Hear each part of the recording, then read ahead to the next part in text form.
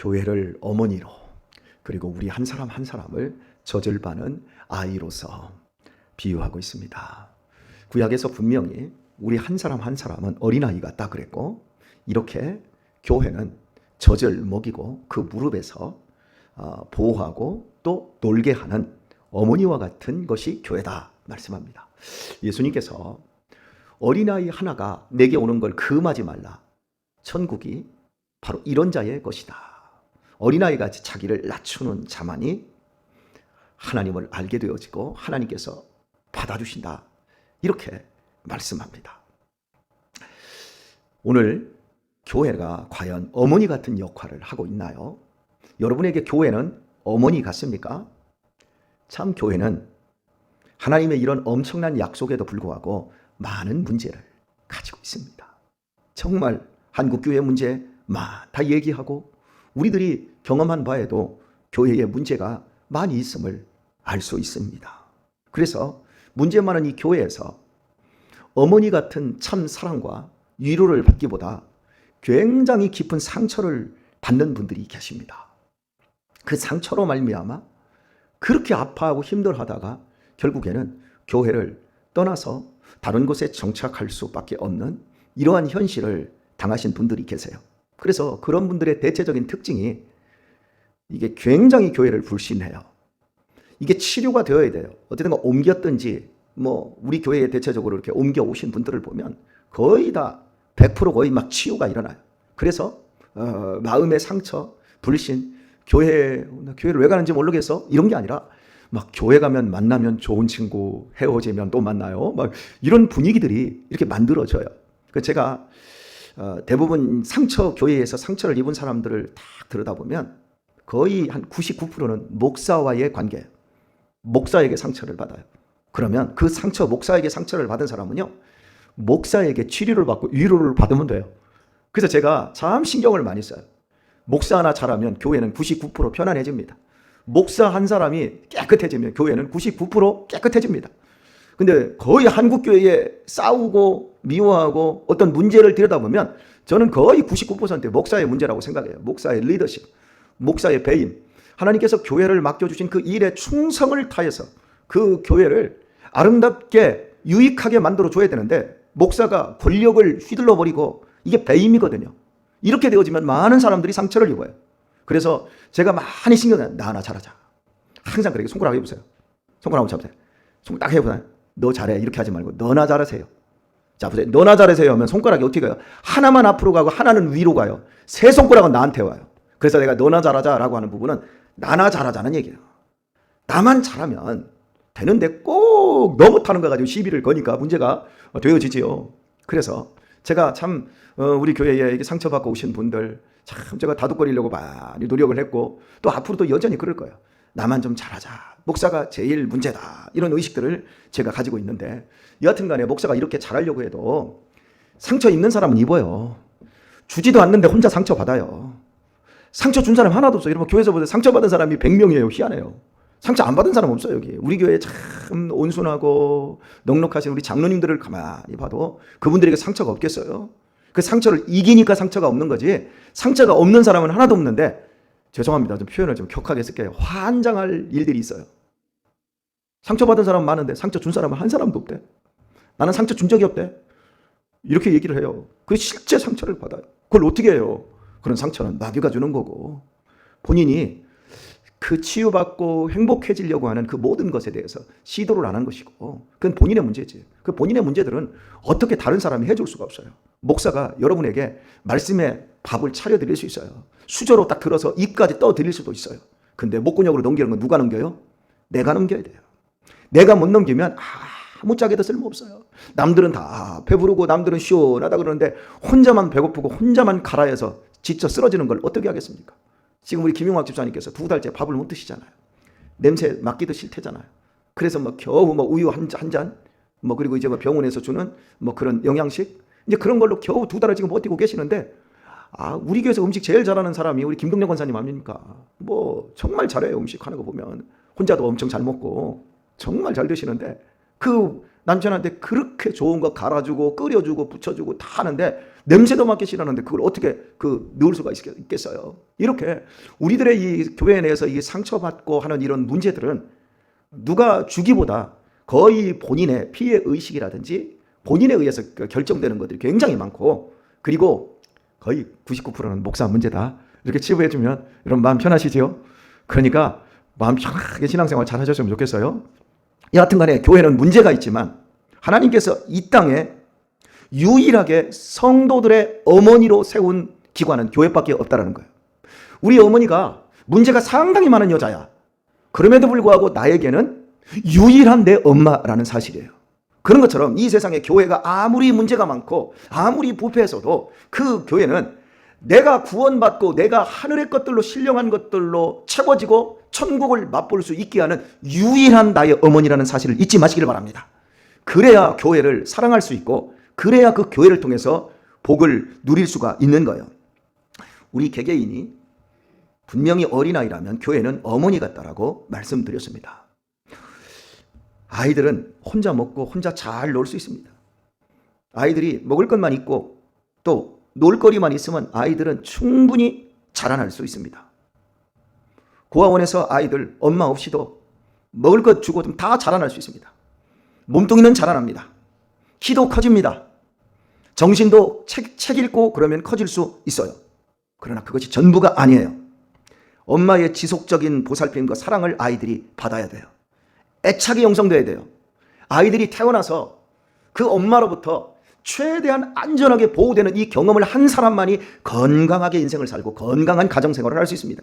그러니까 우리 대한민국에 있는 아무리 보육원의 보육시설이 아무리 좋아도 아이들이 모두 가정을 찾아야 되고 가정 안에서 아이들이 자라나야 합니다.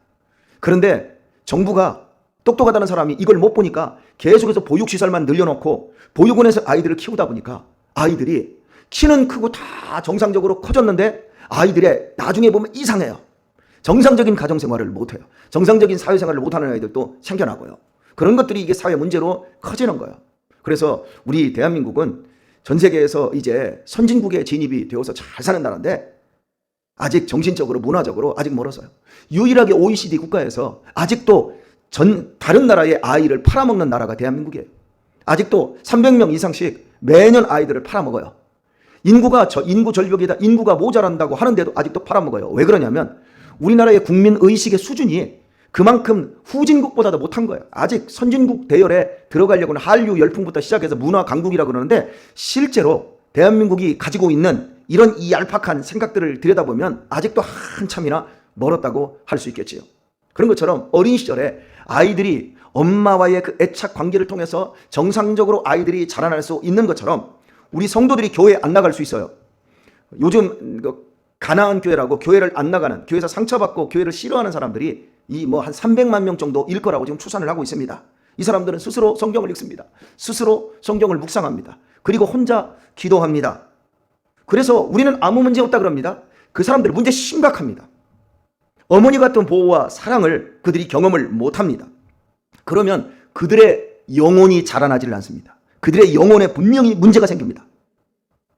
엄마 없이 얼마든지 밥을 먹고 얼마든지 놀 수 있습니다. 자라날 수 있습니다. 그러나 커보니까 분명히 문제가 있는 것처럼 교회가 없는 사람들의 특징이 바로 그건 거예요. 남부전원 교회에 원로 장로님 가운데 참 북한에서 내려오셔서 훌륭하신 그 장로님 한 분이 계셔요. 이 장로님의 믿음이 너무너무 좋으신데 아들들은 믿음이 영 안 좋아요. 그런데 이번에 아들이 잘 살아요. 세종시에서 잘 살았어요. 그런데 56에 암이 왔어요. 암이 와서 장례를 치르려고 보니까 56이 될 동안에 교회가 없는 거예요. 지금까지 혼자 이 교회 갔다가 오늘은 저쪽 새로남 교회 갔다가 오늘은 저쪽 목양교회 갔다가 전국 투어를 하는 거예요. 자기 취사 선택으로 그렇게 예배만 드리는 거예요. 근데 막상 56에 암이 딱 걸려가지고 급속도로 암이 진전돼서 2개월 만에 딱 죽고 보니까 장례를 치를 사람이 없는 거예요. 90이 다 된 그 아버지가 그렇게 믿음이 좋았지만 그 아들의 그 신앙 하나 제대로 그 교회 하나 품지 못하는 신앙으로 길러낸 그 부분을 이 장로님께서 눈물을 흘리면서 통곡하시더라고요. 그 얘기를 제가 그저께 다른 사람을 통해서 장례식에 갔는데 그 얘기를 하더라는 거예요. 그러면서 그렇게 통곡했다 그러더라고요. 여러분, 교회 없으면 아무것도 없는 거예요. 나중에 한번 보세요. 이 가난한 교인들이 얼마나 그 영혼이 피폐하고 영혼이 얼마나 고독하고 외로운지요. 내가 등골 쉬도록 충성할 수 있는 교회가 있어야 합니다. 내가 정말 최고의 하나님께 최선의 예배를 드릴 수 있는 그런 교회가 있어야 되는 거예요. 내가 하나님 앞에 응답받는 경험이 있는 교회가 있어야 되는 거예요. 이런 것들이 있을 때 우리의 영혼이 건강하고요. 내 슬플 때 내 슬픔을 나눌 수 있는 그런 교회가 있어야 되고요. 내가 기쁠 때 내 기쁨을 배가로 증가시키고 나누고 함께 즐거워하고 함께 울어줄 사람들이 있어야 그게 그 사람이 건강하게 살다 건강하게 죽는 거예요. 그런데 많은 사람들이 오늘 이 교회를 제대로 섬길 줄 몰라요. 이 교회 안에서도 교회 일에 적극적으로 일하고 적극적으로 동참하시는 분들이 마지막에 세상 떠났을 때와 그냥 저 뒤에 앉아가지고 한 달에 한 번 교회 나올까 말까 한 사람들이 세상 떠났을 때에 그 영적인 분위기가 완전히 틀려요. 정말 믿음 안에서 살았던 그런 사람들, 그 권사님들 있잖아요. 그런 분들은 마지막에 갈 때도 다르더라고요. 제가 이번에 가까이 장례를 치르고 제가 이렇게 그 부의금을 보냈습니다. 그랬더니 뭐 또 봉투 하나가 또 왔어. 저는 가지도 않았는데 그때 거기가 아무개 권사님이 권혁철 목사님에게 드립니다. 그러니까 이 권사님이 돌아가시기 직전에 아마 유언을 한 것 같아. 나한테 부의금을 내오는 사람들한테는 그 부의금에서 얼마라도 참 여기까지 와서 고맙다라는 뜻으로 선물로 보내라. 이렇게 다 보내온 거예요. 제가 인천에 갔을 때 10만 원을 그 권사님 96세 돌아가신 신 권사님이라는 분이 계신데 제가 그 권사님을 참 충청도 분이었는데 참 굉장히 제가 존경하고 사랑했어요. 그리고 나서 이제 돌아가셨다는 얘기를 듣고 제가 이제 가서 조문을 하고 함께 기도해주고 나오는데 그 권사님의 며느리도 권사님이신데 그 권사님이 제가 호주머니에다 목사님 여기까지 오셔서 감사합니다 하면서 어머니가 목사님이 여비드리라고 그랬어요 하고서는 저한테 찔러주더라고요. 집에 와서 보니까 50만 원이 들어있는 거예요. 여러분 달라요. 교회를 충성스럽게 섬긴 사람들과 그렇지 않은 사람들과 완전히 달라요. 저는 참 예전에 그 결혼식에 한번 인천에 한번 갔었습니다. 인천에서 갔는데 참 어렵게 토요일날 결혼식에 가서요. 축가까지 다 불러줬어요. 그런데 아무런 사례도 없어요. 그런데 한 분은 저 문경에서 올라오셨어요.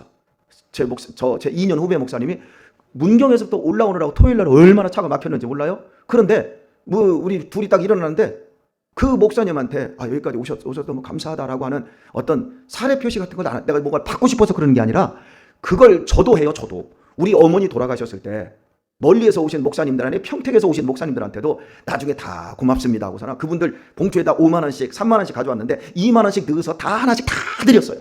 이제 저에게 인사 찾아오신 목사님들 한 40-50명 되는 분들한테 내가 다 그렇게 인사를 했어요. 이게 교회를 충성스럽게 섬기고 내가 복받을 줄 아는 사람들의 특징이 내 후조어머니만 채우는 사람들. 나는 그 문경에서 오신 그 목사님을 그냥 돌려보내는데 내가 마음이 안 좋더라고요. 왜? 내 마음이 안 좋아서 그런지. 그래서 내가 그 목사님 그 문경에서 농촌에서 학교 오신 분이거든. 그래서 제가 호주머니에 2만 원이 있는 걸 내가 그 목사님한테 드리면서 목사님 가면서 그 음료수라도 사드시고 가세요 하고 내가 드렸어요. 그래야 내가 마음이 편할 것 같아서. 여러분이 교회가 어머니라고 한다면 야박하면 안 돼요. 교회가 어머니라고 한다면 훌륭하고 충성스러워야 돼요. 다른 사람들에게 어머니처럼 느낄 수 있도록 그렇게 해야 돼요. 늙으신 부모님들이 벌이가 없어요. 벌이가 없고 병이 났어요. 여러분 그래도 그 부모님들이 돈을 조금이라도 가지고 계시는 것 엄마나 아빠 집 나가지도 못하잖아 쓰지도 못하는데 하면서 딱 끊어버리면 안 되고 드려야 돼 계속. 그래야 그 부모들이 마음이 든든해질 수 있어요. 그리고 결국에는 그 부모들이 모아놨다가 뭐합니까? 애들 손주라도 찾아오든지 아니면 생일 때라든지 누가 오고 그러면 그걸 이렇게 주는 그 재미도 있지 않습니까? 그래야 사람들이 넉넉하게 교회 생활에 이 풍요로움을 누릴 수가 있는데 많은 사람들이 교회를 생활하는데 어머니를 모시듯 생활을 안 해요. 어머니를 대하듯 생활을 안 해요. 그냥 교회가 무슨 내가 돈 내고 강의 한번 들으러 오는 것처럼 한 달에 한두 번씩 오는 거예요. 뒷자리에 앉았다가 그냥 가서 헌금통에다가 돈만 하나 딱 찔러놓고 나 오늘 예배 드렸네 하고 끝나는 사람들을 보면 그분들은 교회에 속한 교인이지만 실제로 교회의 어머니를 못 누리는 불쌍한 사람들이 막 살피고 이렇게 하면서 내가 거기에서 또 받는 그런 그 깊은 은혜들 그런 것들로 우리가 풍성해지고 그렇게 우리를 하나님은 자라나게 하시지요. 자녀들은 어린아이는 정상적으로 자라날 때까지 어머니가 필요합니다. 그래야만이 아름답게 인생을 홀로 독립해서 살 수 있는 그런 사람이 되어지듯이 교회는 바로 그런 기능을 잘 해야 합니다. 교회를 이렇게 옮기는 거 이런 거 할 수 있습니다. 할 수 있지만 반드시 우리들이 그 교회의 생태계에 대해서 생각을 해봐야 돼요. 여러분, 생태계는 뭐 식물이나 동물이 잘 자라나고 잘 살 수 있는 환경 그 자체, 그런 것들을 생태계라고 하잖아요. 우리 자녀들이 이곳에서 잘 자라날 수 있을까? 내 영혼은 이곳에서 정말 만족할 수 있을까? 이런 생태계를 이게 잘 봐야 되는데요. 한 10년 전만 해도 이 생태계의 첫 번째가 뭔 줄 아세요? 그 교회 목사님의 말씀이 좋은가? 이게 교회 선택의 첫 번째였어요. 그런데 지금 2022년에 목회 데이터 연구소 지용근 그 소장님이 갤럽에 문의해서 조사한 결과 20대 30대한테 물었어요. 당신이 교회를 선택하는 기준이 뭡니까? 그랬더니 첫 번째요, 소그룹이 활발하게 되어지고 있는가. 성도들이 좀 이렇게 작게 모여서 셀로 모여서 서로가 서로를 이해하고 서로를 받아주는 이런 것들이 잘 일어나고 있는가. 그리고 진정성이 있는가.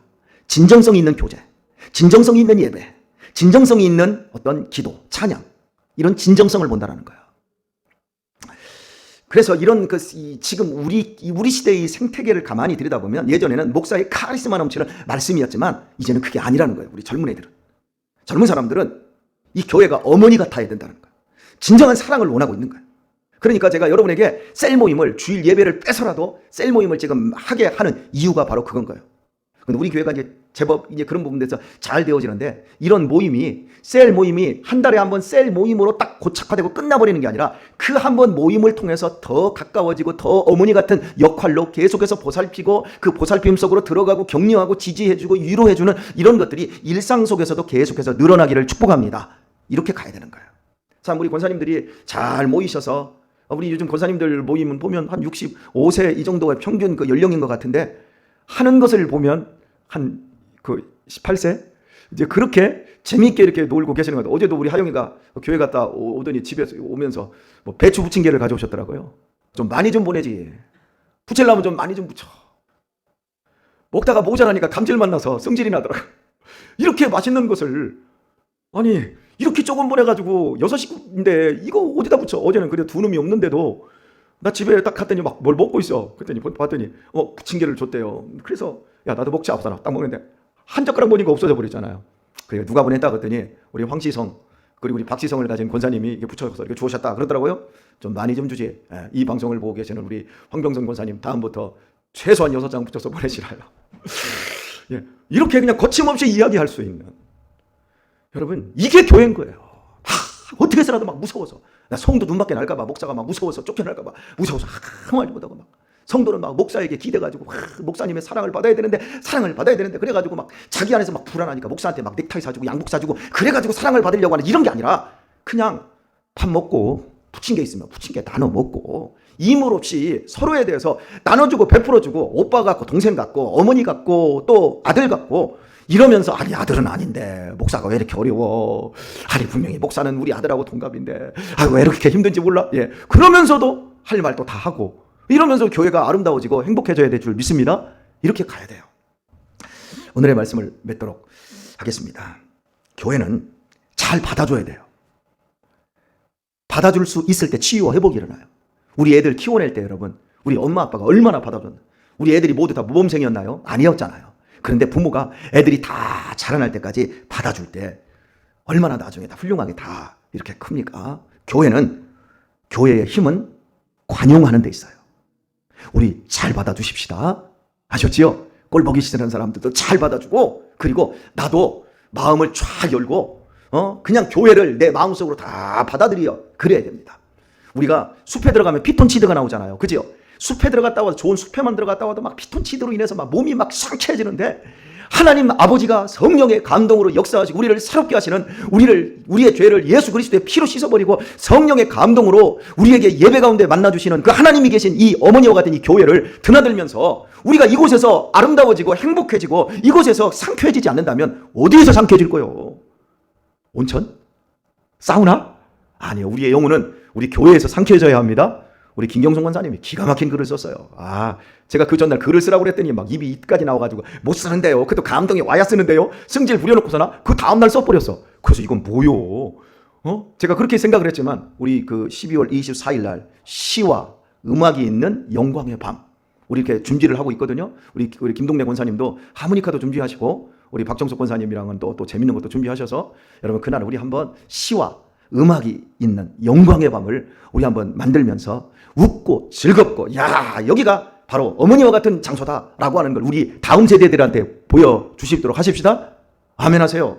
예, 저도 제가 지금 준비한다고 저도 그날 좀 망가져 보려고 지금 여러분이 잘 아는 태진아 노래 가지고 개사해가지고 어제 제가 그거 개사해가지고 그날 내가 뭔가를 하려고 엄청 지금 애를 쓰고 있어요. 우리 성도님들 성탄절 전날 밤 뒤로 빼는 사람들 있으면 모두 반칙이라는 걸 기억하시고 우리 모두 동참할 수 있기를 바랍니다. 오늘 하루도 어머니와 같은 이 교회에서 생명의 말씀을 붙잡고 생명의 말씀으로 충만히 채워졌으면 이 하루도 여러분 복되고 행복한 하루를 끝까지 살고 승리할 수 있기를 예수님의 이름으로 축원합니다.